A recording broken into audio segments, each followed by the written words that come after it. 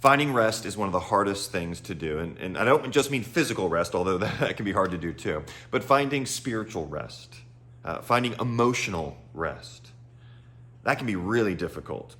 And Jesus actually speaks to this in Matthew chapter 11. Let me read it to you. Beginning in verse 28, he says this, "Come to me, all of you who are weary and burdened, and I will give you rest.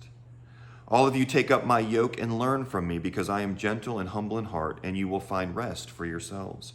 For my yoke is easy and my burden is light." So this passage many times understood of coming to Jesus for salvation, and stop working for your salvation or trying to work for your salvation, and come to him for rest, come to him for salvation. And that is definitely what this passage means, but it doesn't stop there.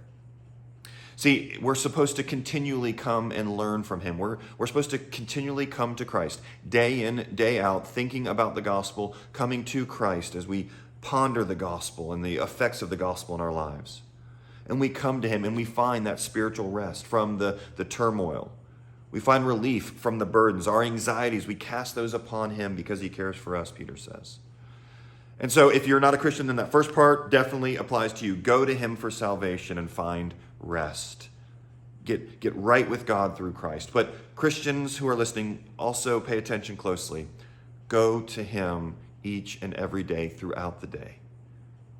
Are you burdened right now? Do you have anxiety? Are you spiritually struggling? Emotionally just tore up? Is your marriage difficult? Kids, job, life just overwhelmed? Go to him and find rest. Go and learn from him. We get away from the gospel, and when Jesus would call to us and he would say, "Come back to me, come to me.